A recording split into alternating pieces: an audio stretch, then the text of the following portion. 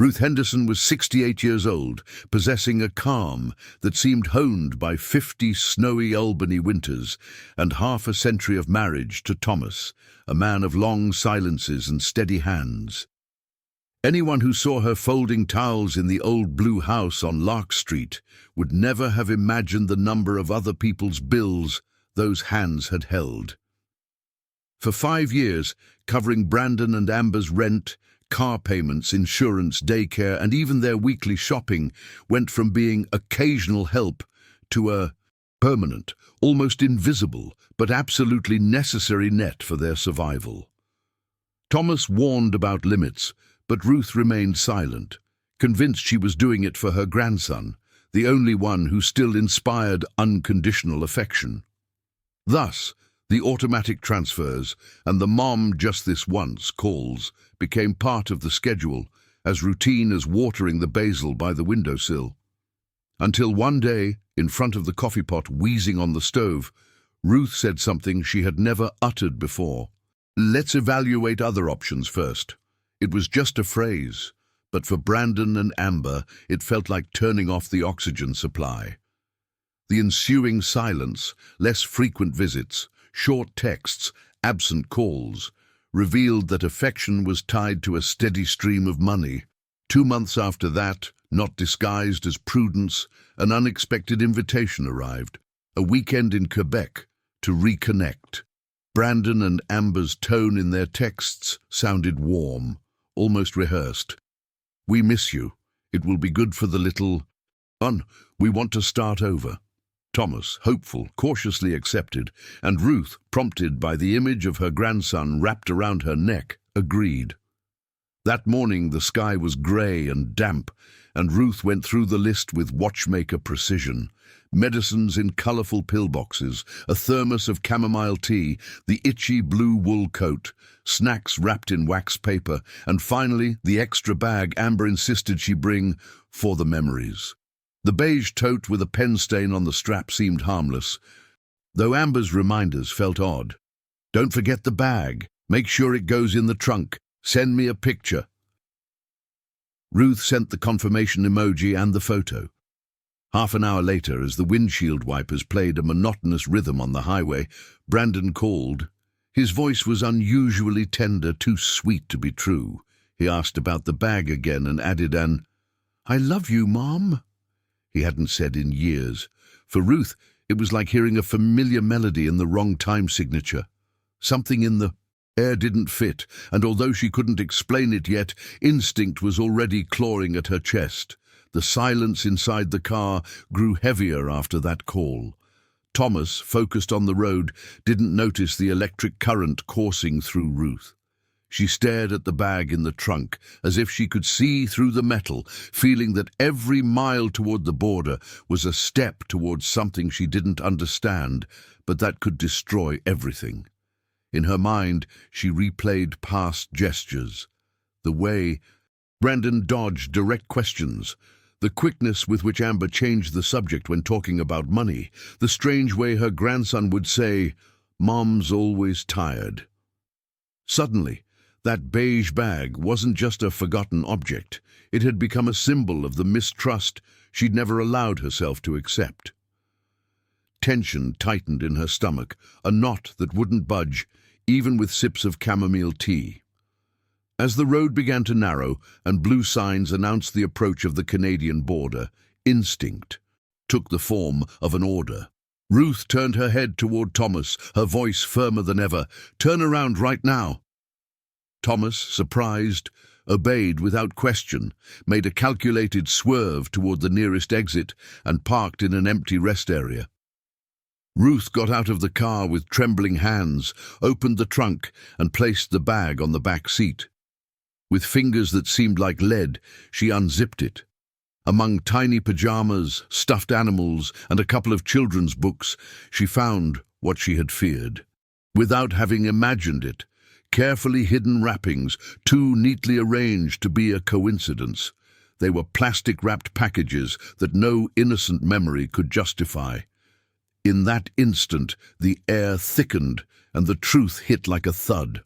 Her own son and daughter-in-law had planned to use her as a mule, disguising a family trip as what was actually a covert sacrifice.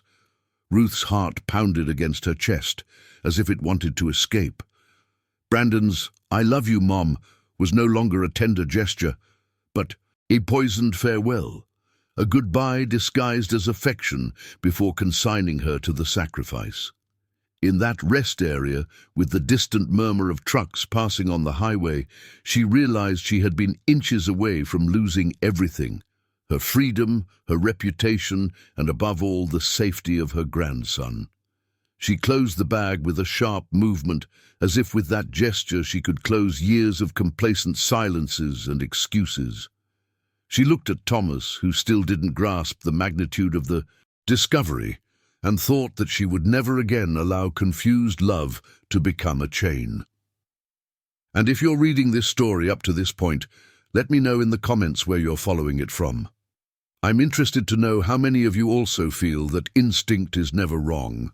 With the bag still on the seat, Ruth took another breath and forced herself to think coldly.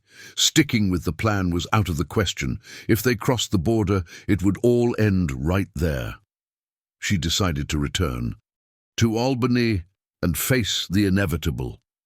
The drive back was silent, broken only by the pounding of rain on the windshield and Thomas's heavy breathing as he tried to sort through questions he still didn't dare ask. Ruth looked at the road like someone in a rearview mirror.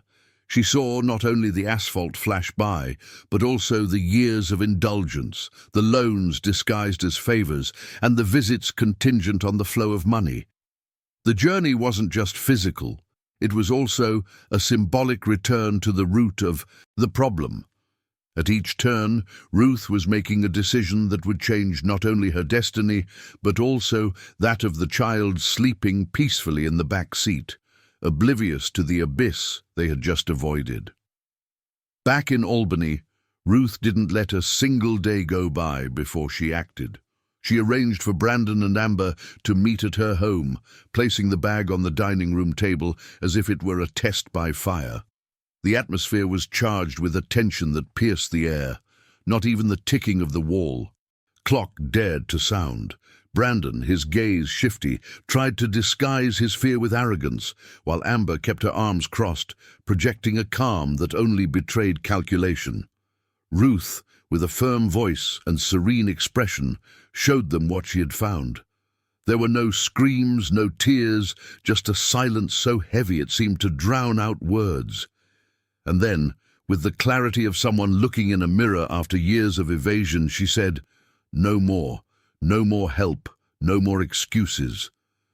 Brandon tried to justify it, talking about debts, threats, and dangerous people who supposedly forced their hand. Amber, more pragmatic, launched her usual card.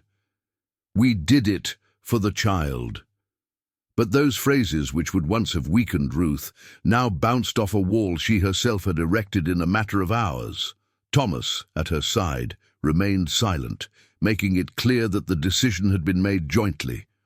Ruth didn't scream or cry. She simply announced that they would be cutting off all assistance and that a lawyer was already aware of what had happened. She would document every detail because she knew that one day she might need legal protection. The disbelief on her son's face was a cruel portrait. He didn't understand that his mother's money was no longer available, that the time for forbearance was over. Ruth, in that instant, knew she had broken a cycle that had been devouring her peace for years. The following days were a whirlwind of missed calls and increasingly desperate messages from Brandon. Ruth read them silently, with a mixture of pain and determination. "Mom, just until we figure this out, I promise this will be the last time. Think of your grandson." The words echoed like a worn echo, unable to regain the hold they once had on her. Amber, on the other hand, opted for the attack, accusing her of selfishness, of betraying the family, of not understanding the true need. Ruth filed every message, every voice note in a folder designated for her lawyer. It wasn't revenge. It was protection.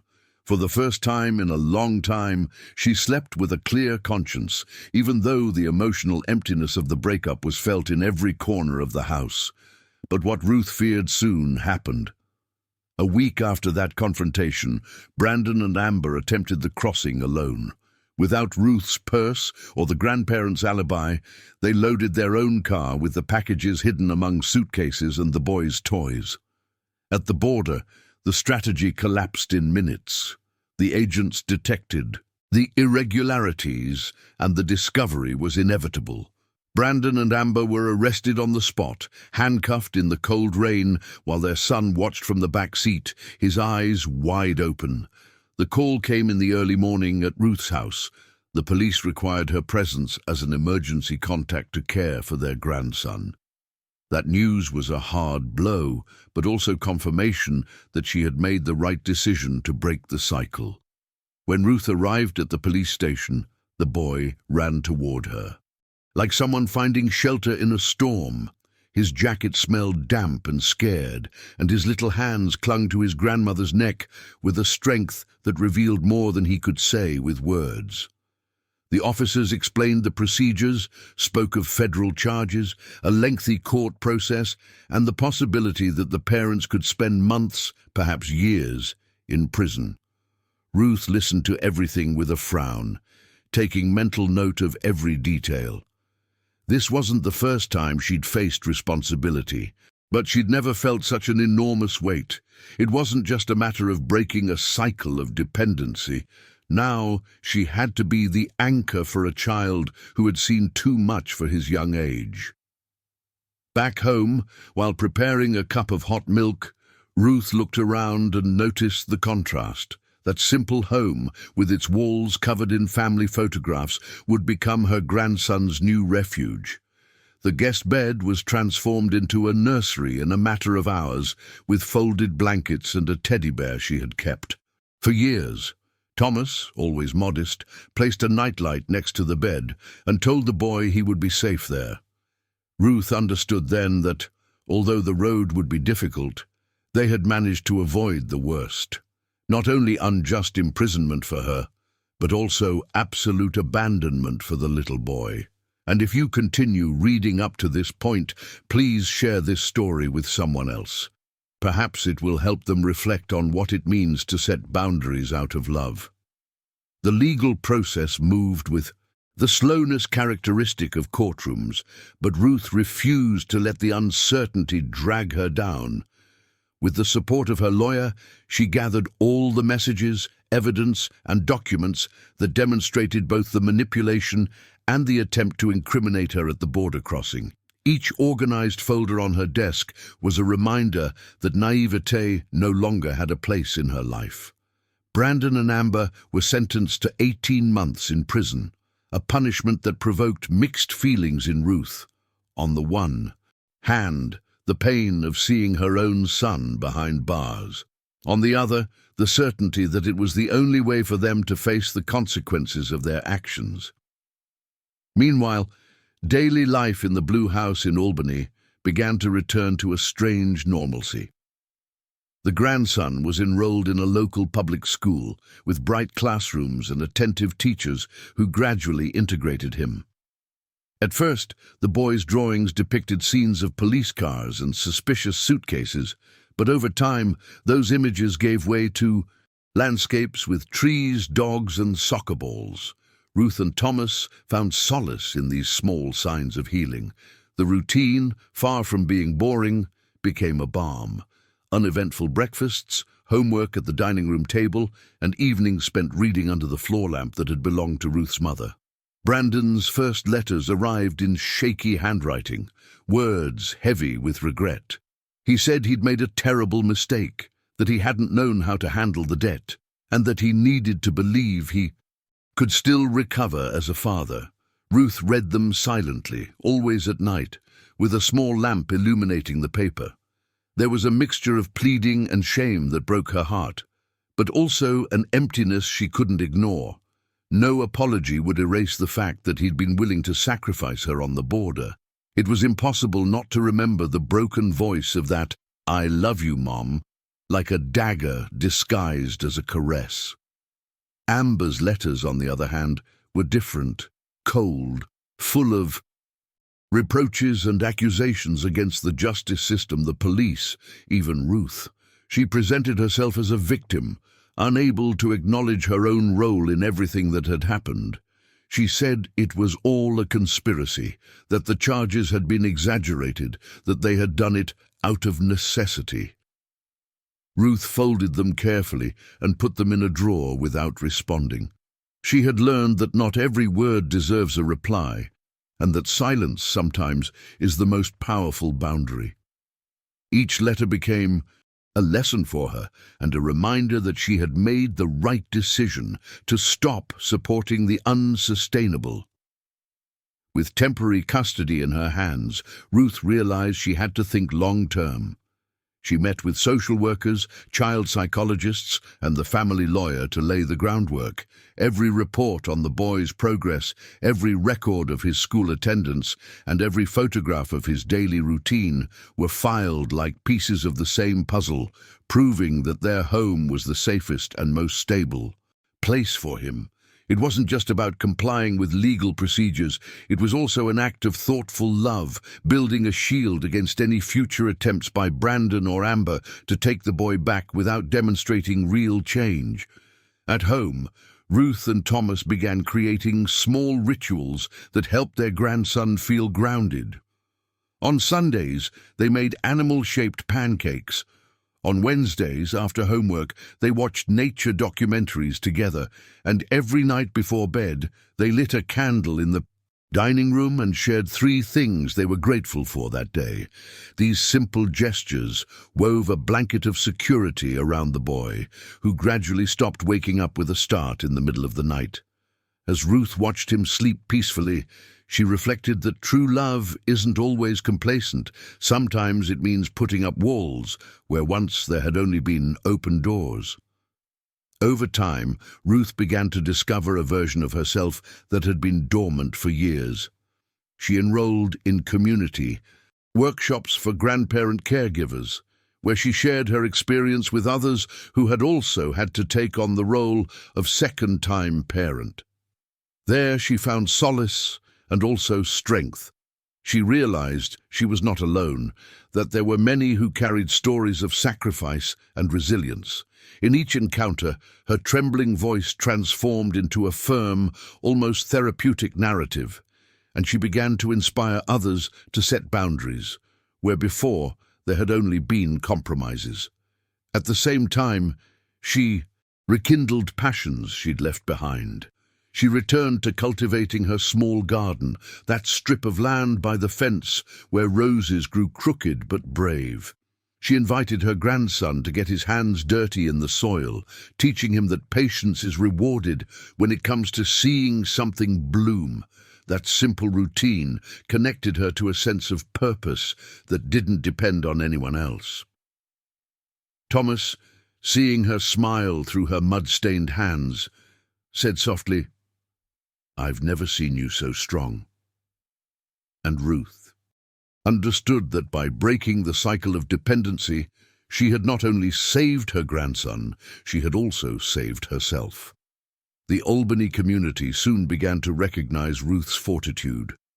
At the local church, she was cited as an example of faith put into action. At her grandson's school, teachers praised her for her perseverance and commitment.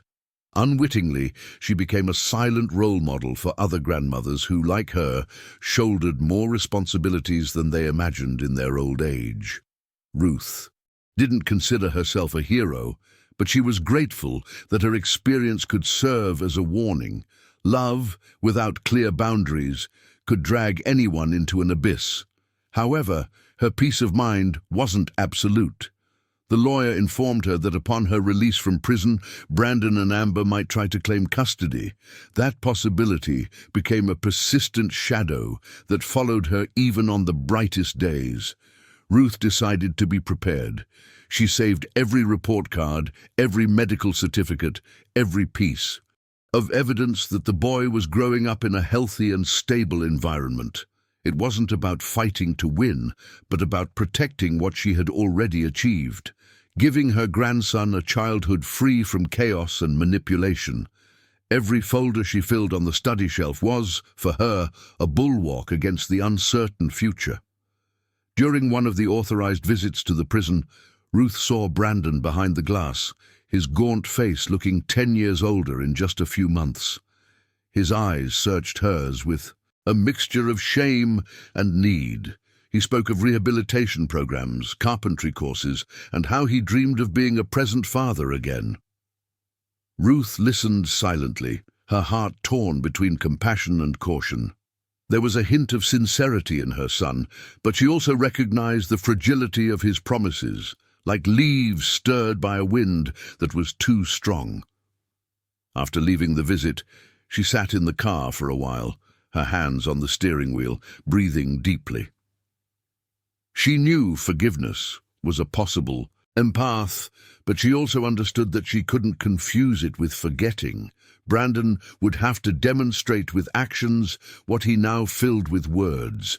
For her, true motherly love no longer consisted of unconditionally opening her wallet, but of maintaining a firmness that would save his life.